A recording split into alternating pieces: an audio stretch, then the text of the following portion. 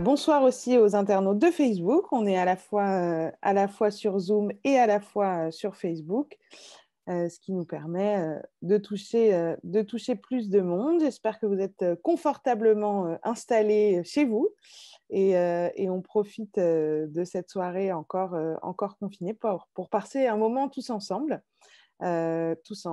et surtout avec le général David Galtier. Donc, on va passer une heure ensemble. Il y aura un replay qui sera disponible aussi si jamais certains d'entre vous ne peuvent pas aller au bout. Vous pourrez ne rien louper en regardant le replay. Et donc, d'abord, général David Galtier, bonsoir.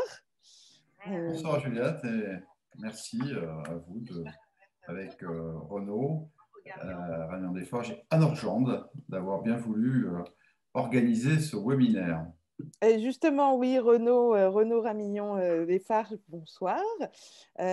Vous êtes président de la Fédération des réservistes de la Gendarmerie nationale et avez eu cette bonne initiative de nous rassembler ce soir pour ce webinaire pour pouvoir échanger sur le livre dont on va parler pendant une heure. Et je vous laisse la parole avant de commencer à poser mes questions pour que vous puissiez introduire ce webinaire.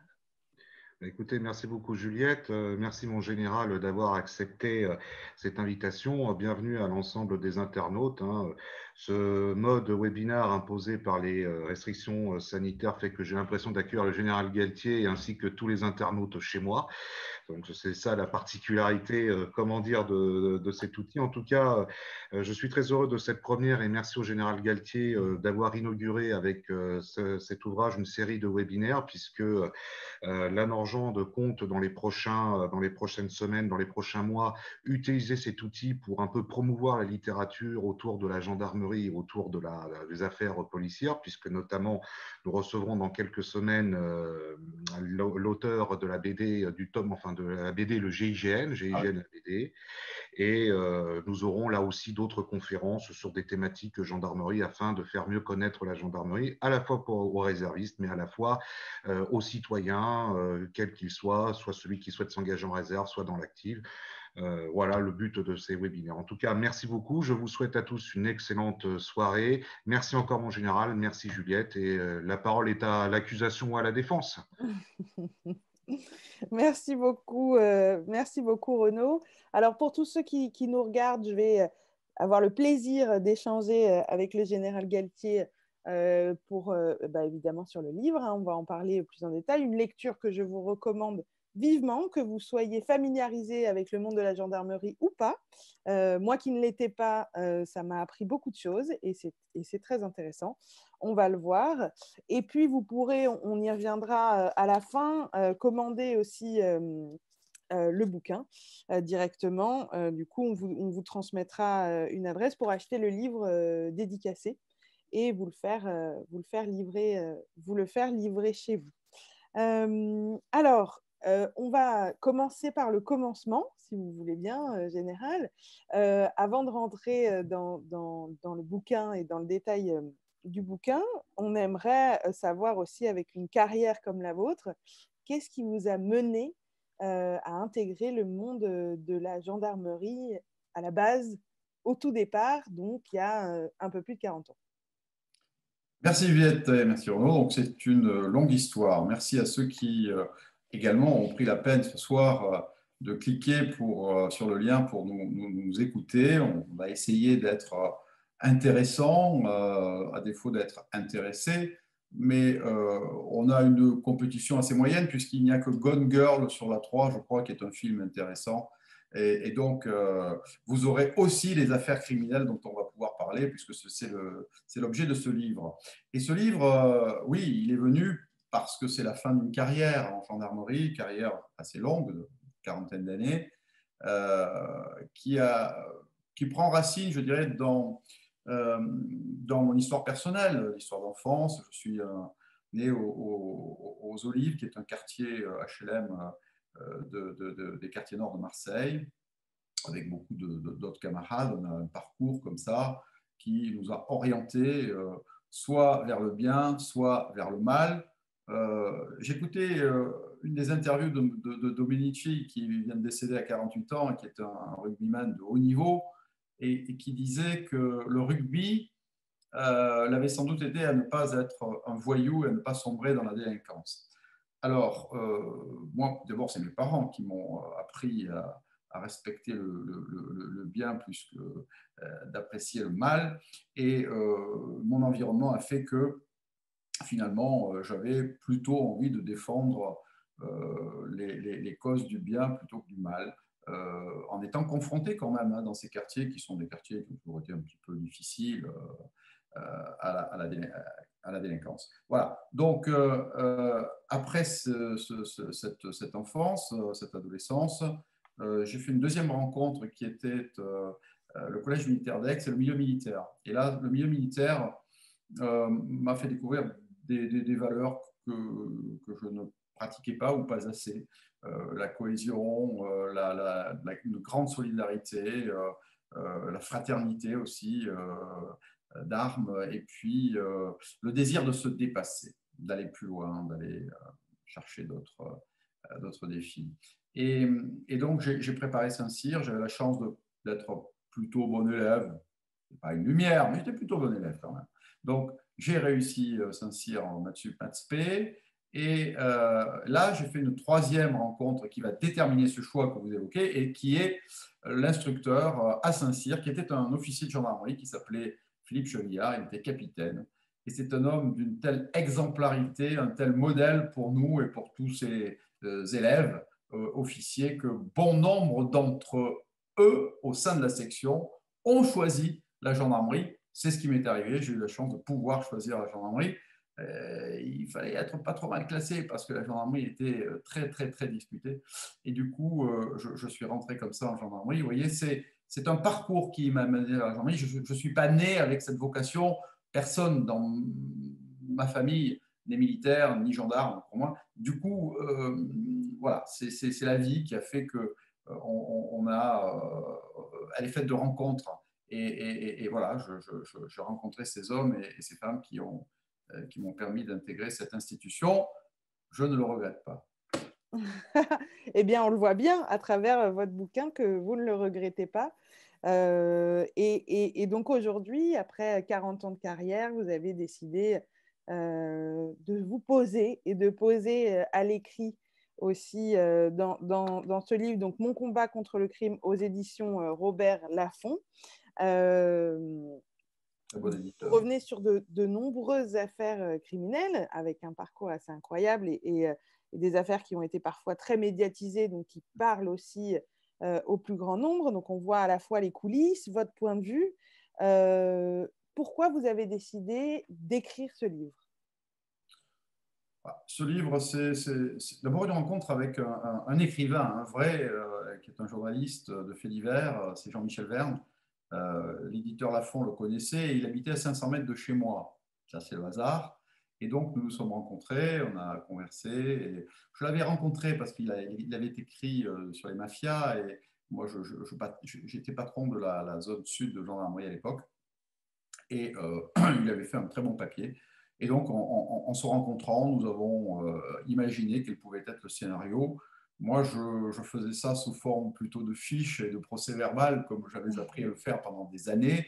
Et lui, il m'a appris à le mettre au présent et surtout se mettre un petit peu en avant, ce que je ne voulais pas forcément faire. Et je vais répondre donc à votre question. Le jeu était important, donc à la première personne.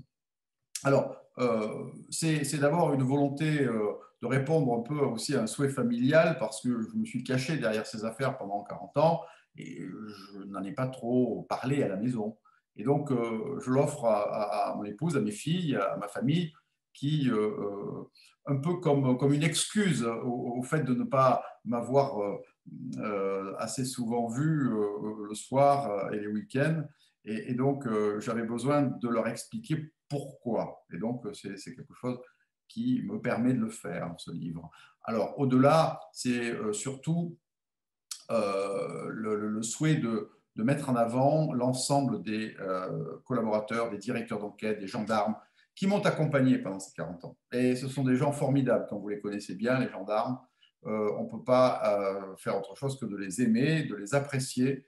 Et moi, la quasi-totalité de ce que j'ai rencontré, il y a toujours quelques exceptions, bien sûr, mais l'énorme majorité sont des gens extraordinaires. Et c'est eux qui m'ont donné le goût de la police judiciaire, qui m'ont appris la police judiciaire, l'exercice de la police judiciaire. Et donc, il était normal que je leur rende hommage à travers ces affaires. Vous verrez que, même en étant directeur d'enquête ou coordinateur d'enquête, je parle en premier lieu de ces directeurs d'enquête.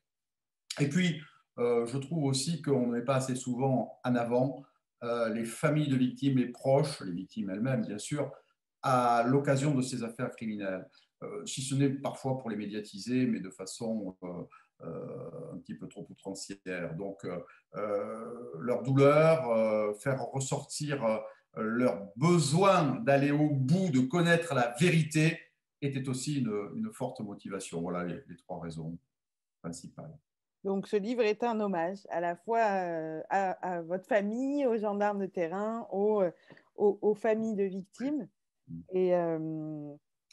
Et alors, ce qui est intéressant, vous commencez donc ce livre et on ne va pas tout raconter. Hein, le but, c'est de vous donner envie de le lire aussi. Donc, on ne va pas raconter tous les détails. Et d'ailleurs, oui, je voulais vous dire à ceux qui nous regardaient que là, je pose des questions, mais gardez en tête vos questions aussi pour le général Galtier, puisqu'on gardera un temps d'échange. Donc, si vous avez des questions, n'hésitez pas à vous les noter et puis vous les mettrez ensuite dans le chat ou sur le Facebook pour qu'on puisse lui transmettre et y répondre en direct. Donc, au début du livre, vous commencez par le récit de deux affaires très médiatisées qui ont fait polémique, puisqu'on parle de l'affaire Grégory et de l'affaire Omar, le fameux Omar m'a tué, cette affaire du coup qu'on connaît soit directement, soit par la fiction, soit par la réalité. Pourquoi ce choix de démarrer fort comme ça? Il fallait débuter, il fallait un début, il fallait une fin. Alors, Grégory et Omar répondent à deux des critères qui nous ont permis d'élaborer le scénario, parce que dans la chronologie, c'est l'affaire qui se rapproche le plus de mon début de carrière. Grégory, c'est 1984, j'ai démarré en gendarmerie en 1981. Et donc, j'étais encore lieutenant, mais je connais bien Étienne Sesma, qui était le directeur d'enquête et qui est ce commandant de compagnie que l'on voit dans l'affaire Grégory. Je le dis, un peu pataugé dans cette Vologne, avec son képi, avec sa tenue, et être complètement sous la pression médiatique. Il a subi ce que peu d'officiers de gendarmerie ont eu à subir. Et donc, je voulais lui rendre hommage à lui aussi, à son courage. Et nous l'avons suivi donc, dans les années 80. Et j'ai eu l'honneur de pouvoir reprendre cette affaire en 2007, lorsque j'étais patron de la police judiciaire, avec le procureur, et grâce au procureur Jean-Marie Benet, qui était procureur à Dijon, procureur général, parce qu'il y avait la possibilité de pratiquer des analyses ADN que nous n'avions pas pu réaliser naturellement, elles n'existaient pas dans les années 80. Donc, il était pour moi fondamental de commencer par Grégory d'une manière chronologique, mais également parce que c'est un choix fondamental pour la gendarmerie en matière de police judiciaire. C'est ce qui a poussé la hiérarchie et les décideurs de la gendarmerie de l'époque faire un choix fondamental. Est-ce qu'on continue à faire de la PJ à haut niveau, c'est-à-dire les homicides, les crimes, ou est-ce qu'on se contente de traiter la criminalité du quotidien et ce qui représente 99% des faits, 3 millions de crimes et délits en France, et un seul petit pourcent d'affaires véritablement criminelles, traitées à la fois par la police judiciaire de la gendarmerie et la DCPJ, la Direction centrale de la police judiciaire de la police. Mais on ne peut pas se tromper sur ce pourcent de faits, parce que c'est le plus sensible, c'est celui qui est le plus médiatisé, c'est celui qui porte vers le haut la police judiciaire, et nos chefs l'ont compris. Et ils ont compris qu'il fallait réaliser une transformation de notre outil de police technique et scientifique, que ça allait être dans les années à venir, et ça a été le cas, la clé de la résolution des affaires criminelles. Donc, que la criminalistique devait être mise en avant. Et ils ont réalisé ce que l'on appelle la montée en puissance de notre outil, qui a été d'abord le STIG, puis le STIG, à Rosny-sous-Bois, et enfin l'Institut de recherche criminelle de la gendarmerie, porté notamment par mes amis Serge Caillé, Jean-Jacques Hébrard et François Daoust, ce que je dis. Donc voilà, il y avait toutes les raisons pour commencer par ça. Et c'est une affaire sensible, donc on a commencé par les crimes sensibles avec Omar Haddad. Ce sont des affaires aussi où on a été conspué, où la gendarmerie a été critiquée. Alors j'ai voulu dire, arrêtez de critiquer, regardez sur le fond ce qui s'est passé et jugez. Pour juger, il faudra lire. D'accord, donc c'est aussi donc pour marquer ce tournant-là aussi. Et en fait, on le voit entre le début et la fin de carrière, tout ce qui a pu évoluer, on y reviendra. Et tout au long du bouquin, vous en parliez là, notamment de l'ADN, qui a été un vrai sujet. Vous émettez certaines critiques, justement, et une nécessité de faire évoluer la législation pour aider les hommes de terrain, donc notamment à travers l'exemple de l'ADN de parentèle. Oui. Et est-ce que c'est toujours le cas aujourd'hui? Il y aurait toujours des choses à faire évoluer dans la législation pour faciliter le travail des gendarmes sur le terrain? Oh, que oui. Tout le temps. Depuis le procédé de l'analyse criminelle, l'anacrime, jusqu'à l'ADN de parentèle, en passant par l'utilisation, par exemple aujourd'hui des drones. La troisième dimension offre des opportunités en matière de filature, de surveillance, etc., de caméras. La question est, veut-on être au même niveau que les criminels en utilisation des moyens techniques ou va-t-on toujours courir derrière le criminel? Parce que lui, la loi, il ne la respecte pas. Donc les balises, les filatures, etc., il utilise tout ça. Donc on voit les criminels baliser les voitures d'autres criminels, suivre, etc. Et nous, on a toujours un petit temps de retard. Ça a été le cas sur le fichier national des empreintes génétiques. Les anglo-saxons avaient 10 ans d'avance, les Italiens aussi. Et nous, il a fallu Guy Georges et les victimes, les tueurs de l'Est parisien, pour qu'on commence à accepter le fichier national des empreintes génétiques. Voilà, il y aura comme ça des exemples en permanence et il faut tout le temps, je dirais, courir après les textes pour pouvoir mettre en œuvre ce qu'offre la technique. Moi, je pense qu'il faut encadrer tout ça chaque fois et les libertés publiques sont faites évidemment pour être respectées. Il y a d'ailleurs une direction pour ça qui le fait. Mais faisons des expérimentations, osons et après encadrons.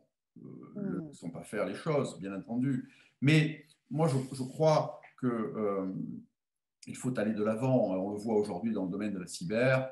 Sinon, nous sommes complètement débordés et il est toujours difficile de rattraper le retard. Donc, voilà, cette manie française toujours de mettre en avant la liberté individuelle et les droits de l'homme en permanence à travers les individus sans rechercher l'intérêt général me peine parfois. Ok. Et alors justement, vous parlez de cybercriminalité, vous parlez aussi dans votre bouquin de criminalité, de terrorisme, de crimes contre l'humanité. Enfin, on passe vraiment par tout type de sujets. Et c'est ça qui est passionnant aussi, c'est qu'on ça varie les récits quand même. Et qu'est-ce qui, selon vous, a globalement changé finalement entre le début de votre carrière et aujourd'hui? Alors là, en 40 ans, vous imaginez que les choses peuvent évoluer.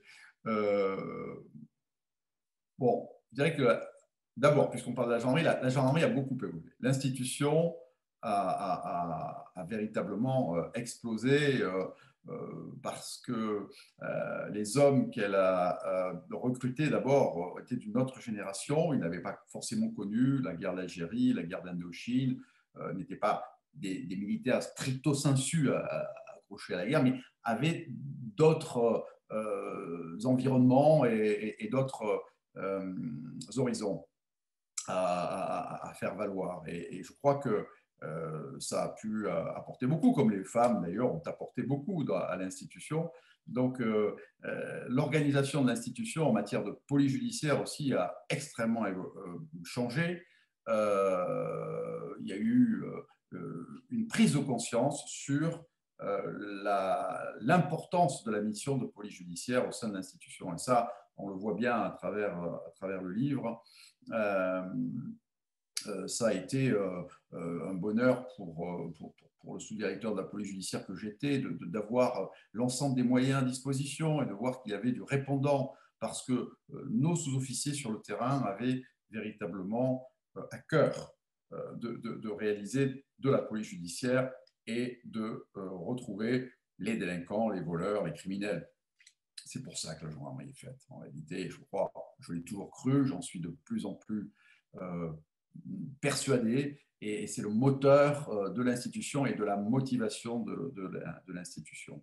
Mais donc, ce changement-là est fondamental, l'évolution de l'institution.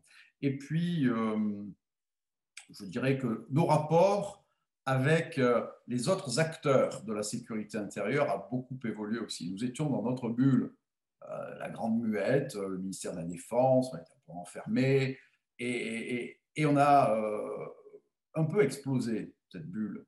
On s'est ouvert aux autres, à l'extérieur, on a fait connaître l'institution par le CIRPA, par la relation publique, par les affaires, par l'arrivée au ministère de l'Intérieur, qui était une bonne chose au final, parce qu'on garde le statut militaire. Je ne parlerai pas, je ne dirai pas la même chose si on avait abandonné le statut militaire. Attention, sans statut militaire, il n'y a pas de gendarmerie. Donc, mais être au ministère de l'Intérieur, c'est être au cœur de la sécurité intérieure. Et ça, c'est notre raison d'être. Donc, les rapports avec la police nationale ont beaucoup évolué et il y a eu une forme de respect mutuel qui s'est instaurée. On s'est accepté et on a vraiment su petit à petit travailler ensemble sous l'autorité du préfet et des magistrats. Et puis, la troisième chose, c'est aussi notre ouverture à l'international. Je suis arrivé dans un monde où l'international en gendarmerie n'existait pas. On était deux à avoir écrit la politique des relations internationales de la gendarmerie sur un coin de table en bas au 35 rue Saint-Didier. Donc ça n'existait pas. Et on a pris conscience de l'importance des relations internationales, de telle sorte qu'aujourd'hui, je crois que le patron de la PJ gendarmerie est un candidat au poste de numéro 2 ou 3 d'Europol, c'est vous dire. Et la chef de mission de police au Mali, de l'ONU, est une générale de gendarmerie, Bettina Bougani, voilà, qu'on a connue à Melun et qui est une fille extraordinaire. Donc vous voyez, l'immense pas en avant accompli par la gendarmerie dans le domaine de l'international, et j'espère que ce n'est pas fini. Alors, ce livre-là, donc, il montre ces différentes évolutions. Hein. Vous le disiez, l'évolution de l'institution, les femmes, l'ouverture, l'international. Et il révèle aussi un univers, en fait, celui de la gendarmerie, qui est peut-être trop peu connu, trop peu reconnu, en tout cas pour le grand public. Est-ce qu'il y avait cette idée-là aussi de révéler le métier de gendarme à travers le livre? Oui, naturellement, oui, oui. Faire connaître la gendarmerie, c'est le devoir de tout gendarme, s'ouvrir à l'extérieur, parce qu'on n'a rien à cacher en réalité en gendarmerie. On ne gagne qu'à être connu. Et pour être connu, il faut avoir à cœur de s'ouvrir. Le monde des réservistes a été pour nous un bonheur, parce que nous avons compris assez tôt que nous ne pourrions pas seuls et en permanence accomplir toutes les missions si ponctuellement on n'avait pas besoin d'un renfort extérieur. Et ces réservistes nous ont permis d'avoir cette masse critique qui nous permet de faire face à des événements ponctuels. Pour tous les grands événements, si vous voulez, et les patrouilles du quotidien. Le réserviste vient apporter sa présence, sa disponibilité, mais également son métier qui n'est pas le métier de gendarme. Il vient nous apporter et ensuite il ramène avec lui ce qu'il a vu au sein de l'institution et il en parle, et généralement favorablement. Donc on avait aussi un bon contact avec les élus locaux, mais plutôt ruraux. Et donc là, depuis le combat des années à venir, que j'ai essayé de mener, c'est le combat des métropoles, c'est le combat de la gendarmerie qui doit être connu dans les grandes villes, parce que c'est là que se décident un petit peu les grands enjeux, enfin, que se déroulent les grands enjeux, et c'est là que ce sont les décideurs d'aujourd'hui et de demain. Et naturellement, si on n'est pas présent à leur côté et si on n'est pas connu, eh bien, la gendarmerie ne peut pas faire entendre sa voix. Donc, ça faisait partie de la valorisation aussi à travers l'histoire de votre carrière, l'histoire de tous ces crimes et toutes ces enquêtes. C'est aussi un métier, un beau métier à révéler au grand public. Voilà, si on pouvait bâtir un certain nombre de scénarios à partir des livres de gendarmes, pas seulement le mien, d'autres comme Pascal Romain, colonel, font des livres extraordinaires, ils sont des vierges. D'autres, comme François Daoust, par la merveille de la police technique et scientifique. Jacques Hébrard aussi, il a fait un livre avec Jacques Pradel, etc. etc. Je ne vais pas tous les citer, mais voilà, il faut s'y intéresser, il faut que les artistes, les producteurs s'y intéressent. On a des choses à dire, on a des choses à faire valoir, et les personnages ne sont pas moins intéressants que ceux d'Olivier Marchal. Merci beaucoup. On va se tourner. J'ai d'autres questions en stock, mais je vais être généreuse et partager avec le public aussi, qui doit être un public, certains gendarmes, je pense, nous regardent, et d'autres intéressés par le sujet. Si vous avez des questions, n'hésitez pas, que ce soit du coup sur le Facebook ou directement sur le Zoom. Il y a l'espace converser ou bien l'espace questions-réponses. N'hésitez pas à poser vos questions directement au général. Et en attendant de recevoir une question, moi j'en aurais une qui est un peu plus personnelle, ou en tout cas intime. En lisant votre bouquin, on se dit, mais vous êtes passé par des histoires assez incroyables. Comment on arrive à tenir aussi le coup, 40 ans de carrière, avec parfois des scénarios terribles, en fait, et comment on arrive en tant qu'homme, finalement, à continuer justement ce combat de toute une vie, malgré la violence de certaines affaires. Ça, ce sont souvent des questions que nous posent les psychologues. Ah, je ne voulais pas, je ne vous en demande pas de vous. Et ça tombe bien parce qu'en gendarmerie, assez tôt, nous avons intégré les psychologues. Alors, à la fois pour écouter nos personnels, mais aussi dans l'enquête. Et au PJGN, au pôle judiciaire de la gendarmerie nationale, vous trouvez au sein du SCRC, le service de renseignement criminel de la gendarmerie, une unité qui a cette capacité à assister aux gardes à vue, aux auditions, et à conseiller le directeur d'enquête, le coordonnateur, pour lui dire d'orienter dans tel ou tel domaine, de poser tel ou tel type de questions, parce qu'ils sont attentifs à ce qu'on fait. Nous, on y croit beaucoup, ça, les gendarmes. Tout ce qui est scientifique, ça nous plaît finalement. On a toujours été un petit peu là, pour le coup. On a eu des retards ailleurs, mais ça, on a été en avance sur les profilers, sur l'anacrime, sur tous ces schémas, ces techniques, sur la cyber. Les gendarmes ont un goût pour ça, et ils osent, ils testent. Et généralement, ça donne des résultats.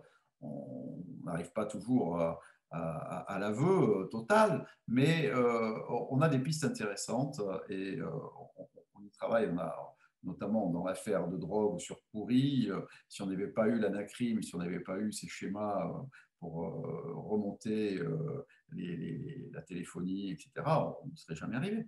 Donc, oui, ça fait partie des choses qui nous intéressent. Et à titre personnel, donc pour tenir le coup, tenir le choc, ça, c'est un équilibre. C'est un équilibre à la fois familial, personnel, sportif. Je le dois, je pense, à ma formation militaire. Moi, en tout cas, c'est ce qui m'a beaucoup aidé, parce que quand on va au bout de soi, et du don de soi, et de ses capacités à la fois physiques et intellectuelles, et qu'on se connaît, on sait ce qu'on peut encaisser. Voilà. Donc, ça sert beaucoup. La formation à Saint-Cyr est utile. Il n'y a pas que Saint-Cyr, hein, il y a Melun, il y a d'autres formations. Moi, la mienne était à Saint-Cyr, d'autres ont eu à Salon ou à Naval. Mais je crois que c'est ce qui permet ensuite de passer sur la difficulté des situations rencontrées. Ouais. Ok. Merci pour cette réponse sincère. On a une première question de Kevin, qui est étudiant en criminologie et qui demande quel a été l'élément le plus marquant du crash de la Germanwings, puisque vous en parlez justement dans votre bouquin. Alors, c'est un événement. Alors, ce qui a été le plus marquant, c'est, à mes yeux, ce qui nous est arrivé avec le procureur de la République, Brice Robin, tous les deux. C'est au tout début de l'affaire. Je décide d'aller le récupérer à Marseille en hélicoptère parce que je me trouve hier à l'inspection de la gendarmerie mobile de Hyères. Il faut le faire. Mais à Hyères, il y a aussi les hélicoptères, le groupement des héliportés de la gendarmerie. Et donc, quand le colonel Brochier évoque un crash d'aéronef possible dans les Alpes de Haute-Provence, et il se rend sur place en voiture, je pense tout de suite évidemment aux moyens aériens pour être sur place rapidement, mais je me dis aussi qu'un crash, ça va être du ressort du procureur de la République de Marseille, qui est le parquet compétent pour les catastrophes. Et donc, je l'appelle. Alors, il est en séance, en travail, et je lui dis de mettre des chaussures chaudes et de prendre une veste, une parka pour aller en montagne. Alors, il est très étonné, il me dit parce qu'on va aller à 2000 mètres et il y a un crash, il ne va pas faire chaud. C'est au mois de mars, 5 mars exactement. Et donc, j'arrive à Marseille, on part en hélicoptère, le pilote qui est le colonel Blois, et qui est un expert et qui connaît parfaitement la zone, a repéré, il a les GPS, il a les coordonnées, et il nous amène sur le point. Et là, on va tourner bien 5 minutes. Et c'est long en hélicoptère, je vous l'assure. Alors, il y avait du vent, on ne pouvait pas descendre. Seuls les spécialistes de montagne, un seul hélicoptère était arrivé avant nous et avait descendu 3 spécialistes, experts du peloton de gendarmerie de haute montagne. Et donc, on arrive avec cet hélicoptère, on tourne et on ne voit rien. On s'attend, lorsqu'on a une affaire qui est un crash d'un Airbus 330, je ne sais pas si vous voyez. Oui, que ce soit très visible, qu'on le voit de loin. Puis face à vous, la montagne des 3 évêchés, vous cherchez quoi? Une carcasse d'avion, enfin, des morceaux métalliques énormes, enfin, des roues, des trains d'atterrissage, rien. On se dit, on va sauter la colline. Alors hop, c'est à 2000 mètres, donc on fait le tour, on revient et ça dure. Et au bout d'un moment, non, c'est là. Et alors on descend encore un petit peu, et là on se trouve face à une myriade de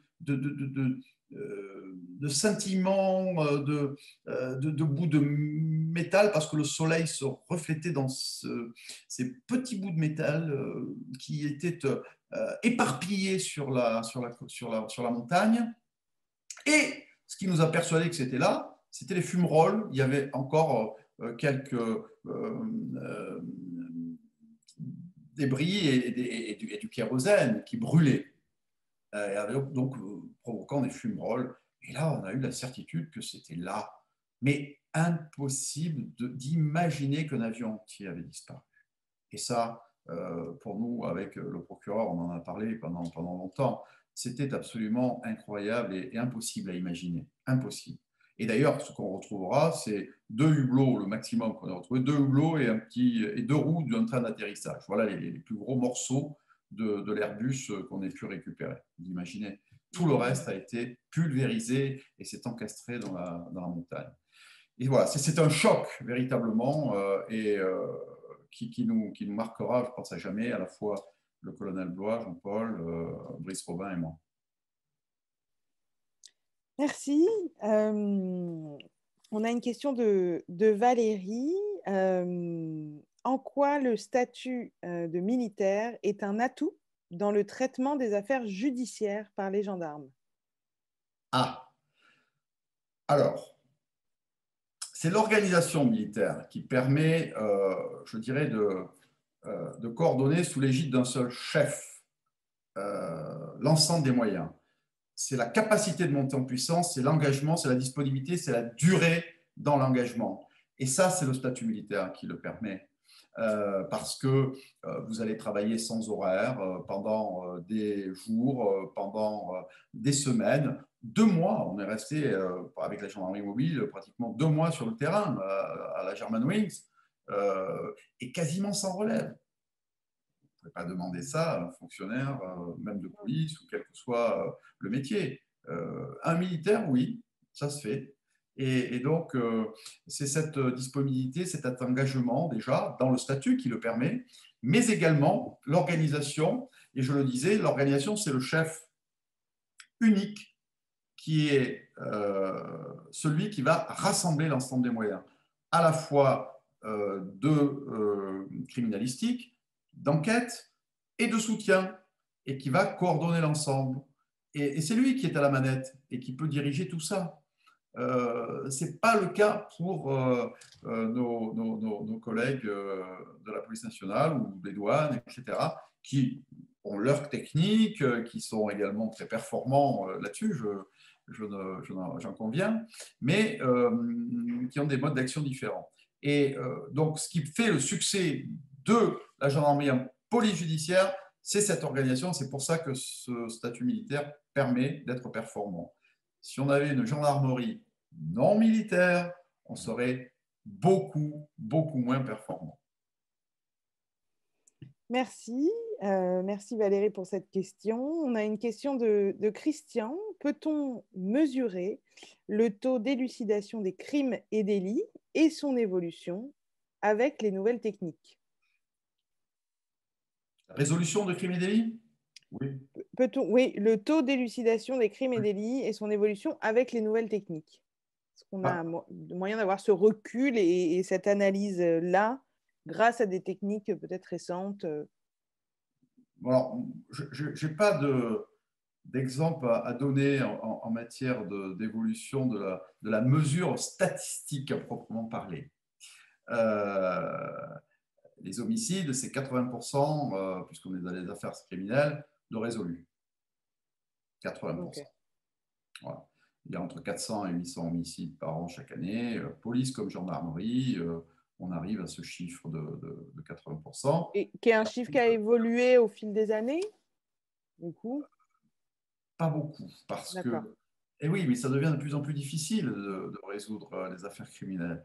Et puis, qu'est-ce que c'est une affaire résolue en termes criminels? C'est l'affaire dont je vous dis on pense avoir le coupable, ou est-ce que c'est l'affaire qui a été jugée et dont le coupable a été condamné après tous les recours possibles en appel, etc. Donc, voilà, moi, je me méfie un petit peu de la statistique. Alors, maintenant, si c'est sur l'ensemble de la statistique des 3 millions de crimes et délits, il y a, je pense, des moyens qui sont aujourd'hui des moyens liés à notre comptabilisation des crimes et délits, à notre base de la sécurité publique, BDSP, qui a permis de mieux prendre en compte aussi les plaintes, les enregistrements, etc. Je pense que le traitement de la statistique, pour moi, n'a pas encore toute sa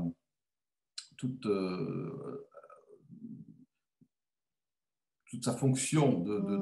On n'en a pas tiré le bénéfice, si vous voulez, parce que c'est forcément politique, c'est forcément ensuite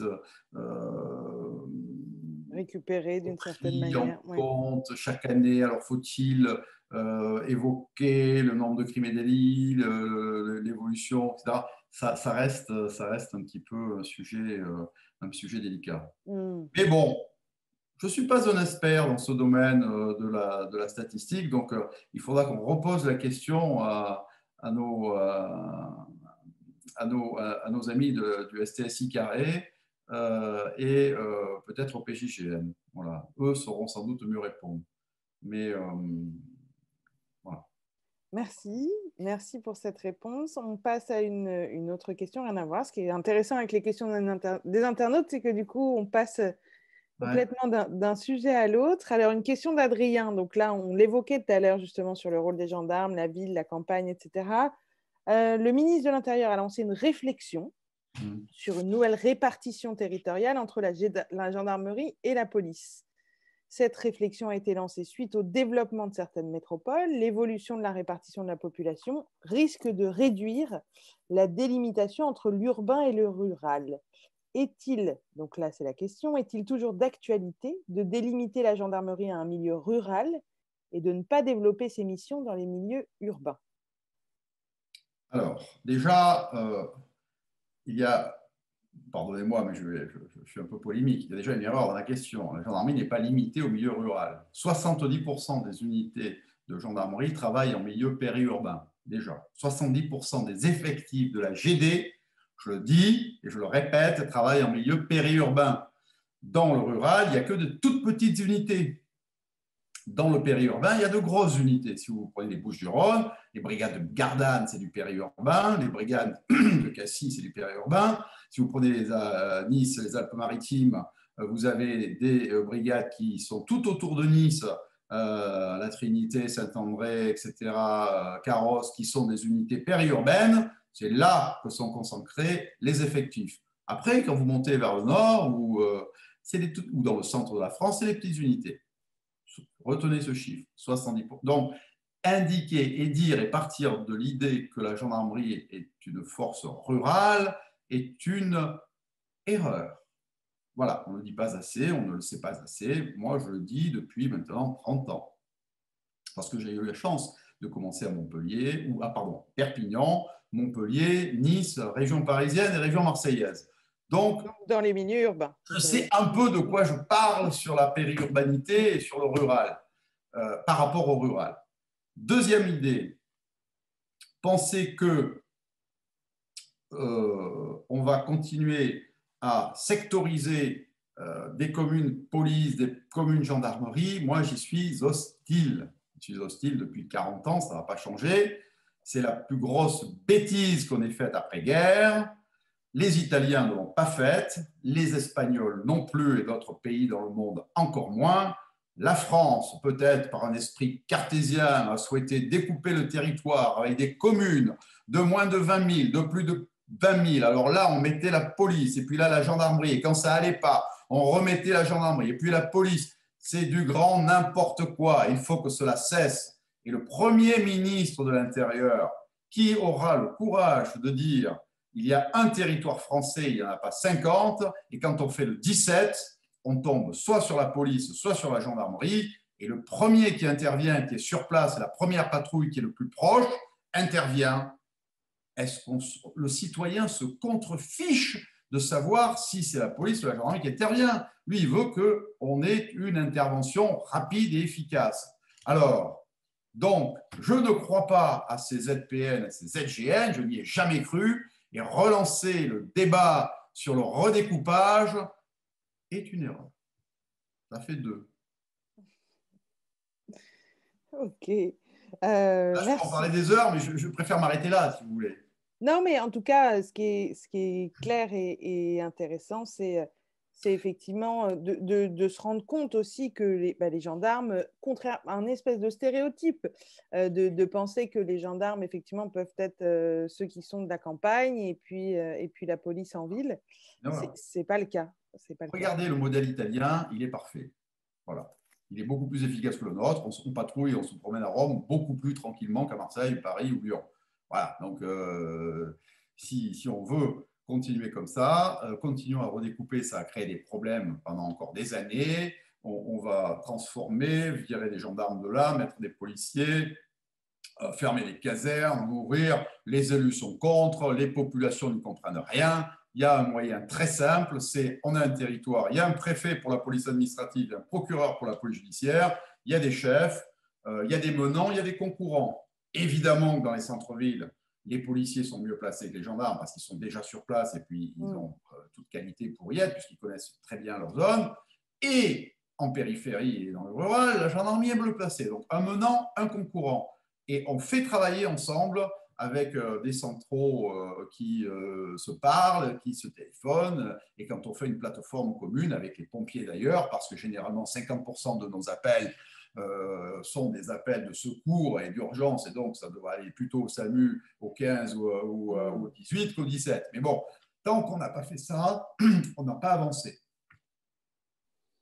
Alors, Marc rebondit du coup là-dessus en disant bonsoir. Donc, bonsoir Marc. Depuis peu, les réservistes travaillent en zone police, par exemple Tarascon. Pensez-vous que les réservistes vont travailler de plus en plus en zone police? Je l'espère.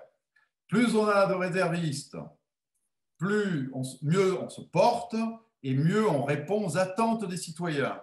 Alors, moi, je les vois davantage quand même, pas forcément en zone police pure, mais ce qu'on appelle sur les mobilités. La politique des mobilités, ça, c'est important.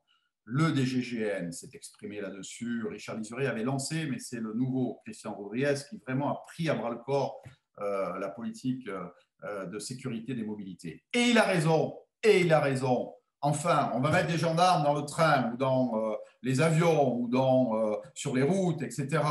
Et quand on est parti entre Aix et Marseille, on va arrêter le train et les gendarmes vont descendre à Gardanne parce que c'est une zone de police ensuite au nord de Marseille. C'est ridicule. Les gendarmes sont dans le train, ils vont de Aix à Marseille ou d'Avignon à Marseille ou de Marseille à Nice. Enfin, c'est une logique. Eh bien, si ce sont des réservistes, c'est pareil, c'est pareil. Voilà, donc il faut absolument qu'on utilise cette réserve qui est une bouée de sauvetage extraordinaire avec une capacité de monter en puissance. On en a 30 000, il faut les utiliser à plein. Ça coûte de l'argent. Et là, ce sont des affaires de budget. Mais si tous les ministères participent à cette montée en puissance et à ces capacités, on le fera et les missions seront honorées. Donc, oui, chaque fois qu'on peut utiliser les réservistes à toutes les missions. Je rappelle qu'il n'y a pas que les réservistes qui travaillent en ZPN. La garde républicaine, quand on dit Paris, c'est tout police. Il faut arrêter de rêver. 3000 hommes de la garde républicaine. C'est quoi la garde républicaine? Ce n'est pas des gendarmes? Et ils font quoi par travailler dans Paris? Eh bien, tous les jours. Donc, ils font de la sécurité publique aussi dans Paris. Donc, les gendarmes mobiles, dans les sécurisations, il y a 10 escadrons de gendarmerie mobile à Paris tous les jours. Les gendarmes ne travaillent pas dans les villes? Mais qu'est-ce que c'est que cette histoire? Non, rétablissons les vérités et on s'en portera bien mieux. Donc, pour moi, il n'y a pas de ZPN et de ZGN. Ce code général, cet article du code général des collectivités territoriales n'aurait jamais dû exister. Il date de l'après-guerre. Il est temps de changer les choses. Merci pour cette réponse. On a une question de Marie, qui est étudiante en sciences politiques, Oui. qui fait un mémoire sur la gendarmerie au cœur de la sécurité intérieure. Donc, ça peut être très intéressant, Marie. Très bien. Et qui nous demande, enfin qui vous demande, quels sont les enjeux de la gendarmerie concernant les JO 2024? Question d'actualité sur un événement à venir. Oui. Alors, généralement, sur ces grands événements, on a géré la Coupe du Monde de 98, j'y étais dans les stades de football et j'étais en perquisition et saisi par le procureur de la République pour un certain nombre de faits impliquant la Sony World Corporation. Philippe Mathis se souvient de ça sans doute et quelques enquêteurs avec moi. Il y avait des faux, il y avait une fausse billetterie, etc. Donc, en police judiciaire, déjà en 1998, nous étions saisis pour participer à des enquêtes au cœur du mondial. Non, il faut se rendre disponible, bien évidemment, mais tout ça aujourd'hui est coordonné parce que vous avez un préfet dédié aux grands événements avec une équipe qui prévoit l'ensemble des dispositifs. On l'a fait aussi pour la Coupe du Monde de rugby et pour l'Euro qu'on a géré quand j'étais à Marseille. Ça, généralement, la gendarmerie a toute sa place. Généralement, de toute façon, auprès des préfets, il y a toujours un commissaire, un contrôleur général et un colonel ou un officier général de la gendarmerie. Et après, le ministère de l'Intérieur répartit bien les choses. Il y a un certain nombre de réunions qui se tiennent. On avait à l'époque un petit peu séparé, on avait fait 5 stades gendarmiques, entre guillemets, 5 stades police pour l'Euro. Voilà, on peut se répartir à mission, on peut faire différentes choses. On travaille ensemble. Et là, ce qu'on y fait absolument tout. Je rappelle que la gendarmerie est capable de gérer de l'ordre public, de la sécurité publique, du renseignement, de la prévention, de la police judiciaire. Donc, on met la gendarmerie à hauteur de ses moyens. Après, c'est une question justement de disponibilité des effectifs. Mais pour les JO 2024, je ne suis pas inquiet. On trouvera notre place. Et puis dans les JO, vous avez toute la préparation des JO avec tous les secteurs secondaires de la gestion des équipes qui viennent. On se répartit la sécurité des équipes dans tous les domaines. Donc, non, sur les grands événements comme ça, on l'a montré aussi pour les G8, etc. La gendarmerie est toujours très, très, très, très, très sollicitée. Pas inquiet. Merci aussi à Marie pour sa question. Et Marie peut se rapprocher de l'officier de gendarmerie, ça doit être Felbon à l'époque, qui est proche du préfet, qui doit être Liotto, pour les JO 2024 et il lui donnera, si c'est l'objet de son mémoire, toutes les indications utiles. Ah ben merci. Et ben Marie, n'hésitez pas à prendre note. On a de nouveau une question de Marc qui nous avait du coup posé la question sur les réservistes, qui demande que pensez-vous des DGE, donc dispositifs de gestion des événements, le nouveau système de primo-intervenants en GD qui correspond à un genre de police-secours?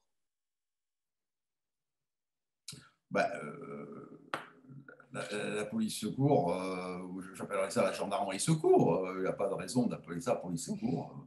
Non, mais c'est une mission. Le problème de la police, c'est comme la police judiciaire, c'est le sens générique du terme. Donc, ils récupèrent toujours tout sous le terme police. Hein, c'est comme les violences policières, d'ailleurs. Là, c'est pour eux. Bon, tant mieux. Mais globalement, police, il faut entendre la mission de police au sens générique. Donc, police, c'est police et gendarmerie, mais il n'y a pas que nous, il y a la police municipale de plus en plus aussi. Et vous vous apercevez qu'en termes de police secours, la police municipale est bien souvent celle qui va intervenir en premier, parce qu'elle est locale. Quand même que la gendarmerie, dans ses circonscriptions, a forcément plusieurs communes. Donc, la police municipale est celle qui, aujourd'hui, est peut-être celle qui fait le plus de police secours. Et d'ailleurs, si on n'en était pas convaincu, ce qui s'est passé à Nice récemment pour la tuerie et l'assassinat des 3 personnes, une brésilienne, un sacristain et une fidèle, et une catholique près de la basilique Notre-Dame, ce sont les policiers municipaux à Nice qui sont intervenus les premiers. Et dans les grandes villes, c'est le cas, et de plus en plus dans les villes moyennes et d'autres, là où les polices municipales se développent, la police secours se fait en liaison avec la police municipale. Voilà. Donc, le dispositif, très bien, mais bon, ça c'est lié aussi à la centralisation des appels. Quand on a fait la centralisation des appels départementale avec le CORG, il était évident que cette centralisation des appels allait impliquer une gestion de type police-secours avec les patrouilles. Bon, moi, je l'aurais fait au niveau de l'arrondissement et de la compagnie. J'étais contre le département, c'est trop loin. Ah oui. Eh oui, parce que quand vous êtes un habitant des environs de Salon ou je prends les Bouches-du-Rhône, voilà, ou de Graveson, et comme vous dit, allô, ici gendarmerie Marseille, le gars, il a l'impression que c'est au bout du monde. Et donc, ça ne correspond pas, vous voyez ça, alors que le central compagnie à l'époque, arrondissement, là, on sait ce que c'est la compagnie. Compagnie de Salon, c'est Salon. Compagnie d'Aix, c'est Aix. La compagnie d'Aubagne, c'est Aubagne. Et la compagnie de Marseille, c'était Marseille. Donc, vous voyez, bon, c'est fait, mais si on voulait véritablement se rapprocher à nouveau du citoyen, là, il y aurait une réflexion de fond. Voilà. Encore plus proche. Avec une plateforme commune de 17, 112, etc. Mais pour l'appel du citoyen du remis des centraux au niveau des arrondissements. Bon, allez. Eh ben, on a Geoffrey qui rebondit un peu là-dessus aussi. Alors, bonsoir mon général, que pensez-vous du projet d'instauration de BGE, donc Brigade de gestion des événements, au sein des unités de proximité? Cela va-t-il modifier l'emploi de réservistes dans ces unités? Alors, très sincèrement, je n'en sais rien. Parce que les BGE, ça a été créé après mon départ de l'institution. Et je ne peux pas tirer un plan sur la comète et vous expliquer ce que je ne sais pas et ce que je ne maîtrise pas. Encore une fois, les réservistes ont leur place partout. Donc, qu'ils agissent en complément des unités d'actives, qu'ils agissent seuls, qu'ils agissent avec des missions spécifiques. Pour moi, ce n'est pas un problème. J'étais l'un des tout premiers à utiliser les réservistes dans toutes les missions. C'était dans les Alpes-Maritimes et on a fait école. On récupérait, nous, tous les jours réserves de toute la région PACA qui ne savaient pas les utiliser. Et comme j'avais un super gestionnaire qui était un chef de la gendarmerie à Nice et qui avait un réseau formidable, on avait tous les budgets de PACA pour les Alpes-Maritimes. Et on les utilisait à toutes les missions. Voilà. Donc, j'ai pas de... et y compris pour répondre à un police judiciaire, parce que je trouvais toujours le réserviste qui était un ingénieur ou qui savait mieux que d'autres utiliser les nouvelles techniques ou qui savait par exemple ne serait-ce que les traductions ou le parler, les langues étrangères, etc. Donc on les utilisait dans tous les domaines. Riche de compétences et donc à utiliser à bon escient selon les besoins du terrain. Oui. Vous pouvez créer toutes les unités que vous voulez. Moi, je vous mets des réservistes partout. Moi. BGE, pas BGE, pareil. On a une question de Pierre, donc là on change un peu de sujet. Mon général, on a l'impression que la gendarmerie peine à trouver sa place ou une place au sein du monde du renseignement. Elle semble simplement fournir des personnels aux différentes directions. Devrait-elle, selon vous, adopter sa propre doctrine? C'est vrai que l'arme du renseignement, comme on l'appelle, a eu du mal à être véritablement celle qui renseigne et à être leader dans le domaine du renseignement. C'est vrai, c'est un constat. On n'a pas su se transformer et s'organiser pour ça. Du coup, on a laissé le champ libre, la nature ayant horreur du vide, d'autres ont développé ses compétences, et on est arrivé un peu sur le tard. Et quand vous arrivez sur le tard, la place est prise, donc il faut se faire la place. On y arrive petit à petit. C'est comme dans le domaine du terrorisme. Je rapproche assez souvent la place de gendarmerie dans le renseignement comme on l'a dans le domaine du terrorisme. Quand vous ne faites pas de spécialisation, et la gendarmerie n'avait pas de spécialisation dans ces domaines, eh bien, on a toujours un petit peu de mal à convaincre le politique de ce que l'on peut apporter. Alors, on avait un bon réseau de renseignement sur le territoire, etc. Mais on n'avait pas effectivement une doctrine suffisante, mais tout simplement aussi les personnels spécialisés et formés qui nous permettaient de faire du renseignement de haut niveau et de bonne qualité. Ça va être progressivement le cas. Pour faire du renseignement, il faut deux choses. Il faut des personnels formés, il faut des bases de données. On n'avait ni l'un ni l'autre. Voilà. Donc, il faut du temps. Et sous l'impulsion de l'ancien directeur général, le premier qui a véritablement perçu cette nécessité, c'était le général Jacques Mignot, directeur de la gendarmerie, et qui a développé et l'un et l'autre. C'est-à-dire la base technique qui nous permet de ramener du renseignement, de le traiter, et puis qui a su intégrer avec la SDAO, ce qu'on appelle la SDAO, hein, sous direction opérationnelle, mais avec le renseignement, le SCRT, le service central du renseignement territorial, qui est composé de gendarmes et de policiers, comme le disait notre interlocuteur, où nous n'avons pas encore, bien évidemment, la première place, mais nous avons déjà une place. Ok. Bon, on va bientôt s'arrêter, mais on a encore quelques questions. Et puis après, on va essayer de les traiter rapidement, alors, parce qu'il faut que tout le monde soit satisfait. Ben oui, c'est pour ça que, bon, là, il est 21h33, mais ça va. On peut encore avoir quelques minutes. Rapide, je suis trop bavard. Quelques minutes ensemble. Non, mais on a plein de questions qui viennent. Et merci d'ailleurs à toutes et tous de prendre la parole et et d'interagir. C'était vraiment le but. Et donc c'est agréable d'être tous ensemble, bien que chacun chez soi. On a une question de Florian. Mon général, comment pensez-vous que l'on puisse rapprocher le gendarme? Donc là, ça se recoupe, hein, finalement, c'est des sujets. Rapprocher le gendarme du citoyen et éviter la distanciation qui se ressent dans certains endroits avec la population. Là, ça recoupe un peu finalement ce que vous disiez tout à l'heure. Il y a deux choses. Gendarme citoyen, c'est un, conservation du statut militaire et de la disponibilité, et deux, continuer à avoir des casernes pour être au plus près des citoyens. Voilà. Le jour où on abandonne notre logement par nécessité absolue de service, c'est plus la même gendarmerie et on sera encore moins proche du citoyen. Voilà, qu'ont fait les autres institutions où on ne peut pas être logé sur place, où les gens se logent où ils veulent, il suffit qu'ils soient à l'heure là, au travail, etc. Ce qui fait cette spécificité, c'est ça. Donc, un, faire effort sur les casernements, c'est impératif, parce que si on veut que les familles restent avec les épouses ou les époux d'ailleurs, et les enfants, etc., ben, il faut que les casernements soient de qualité. Ça, c'est important. Et le statut militaire pour éviter en permanence de comptabiliser ces heures, comme le font d'autres institutions. Moi, j'ai toujours été contre ce système. On est un petit peu allé à l'envers. On nous a expliqué 10 fois que ça allait bien se passer, que ces comptes d'apothicaire permettraient aux gendarmes d'être mieux reposés, d'être voilà, très bien, parfait. Mais tant que si on ne prend pas conscience que le statut militaire est un statut à l'envers, ça veut dire qu'on a des permissions, on a des repos impératifs, et ensuite on a le travail et la mission. Si on ne place pas la mission au-dessus de tout, on n'est pas dans un statut militaire.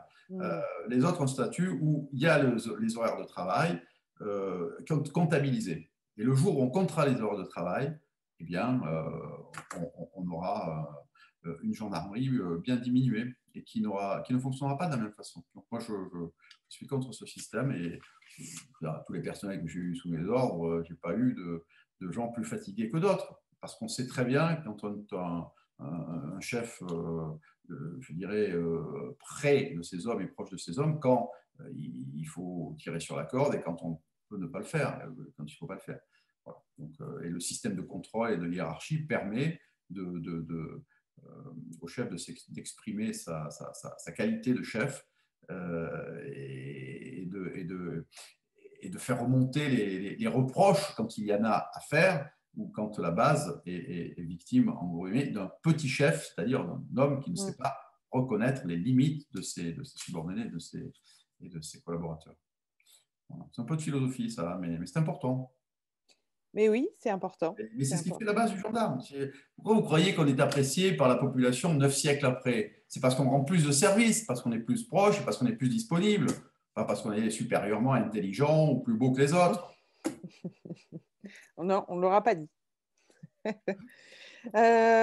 vais prendre deux dernières questions. Une avant-dernière, donc question de Christian. Encore sur un autre sujet. Donc, l'apport des réservistes, on a toujours là-dessus, dans les enquêtes criminelles, bon, peut-elle être étendue? Exemple, dans le cas de la Germanwings, un réserviste pilote d'Airbus a écouté les bandes de la boîte noire et a pu déceler que le système de descente avait été activé.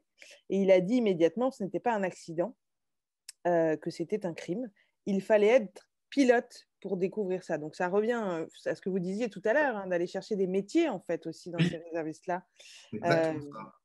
Et c'est vrai, parce que ce réserviste citoyen a été totalement avec nous dans l'enquête. Il était de mémoire lieutenant-colonel de la réserve. Et il nous a permis d'être informés dans la nuit de ce qu'il y avait sur les bandes. Oui, et il était avec le personnel de l'IRCGN et aussi quelqu'un pour acter, puisque nos fichiers de police judiciaire devaient acter.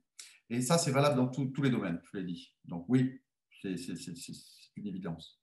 Oui, c'est la richesse, c'est aussi ce qui fait partie de la richesse de ce métier. Et puis, on va terminer par une question de Yann, qui a 18 ans. Yann, percussionniste, du coup, au pôle culturel conservatoire de musique. Mon projet est d'aller dans la fanfare de la cavalerie de la garde républicaine et j'ai des dossiers en cours, réserviste et GAV, et j'ai juste 18 ans. Qu'en pensez-vous, monsieur Général? Écoutez, la garde républicaine est une institution formidable, je le dis, 3000 hommes, 1000 hommes pour le régiment de cavalerie de la garde, qui est le dernier régiment à cheval des armées françaises. Donc, si vous pouvez l'intégrer, c'est formidable. Mais avant d'être garde républicain et avant d'être cavalier de la garde républicaine et avant d'être au sein de la musique de la fanfare, il faut être gendarme, car chez nous, tout commence, officier comme sous-officier d'ailleurs, par la base, c'est-à-dire on construit avec un gendarme sur une base militaire en école de sous-officier ou en école de gendarmerie d'officier.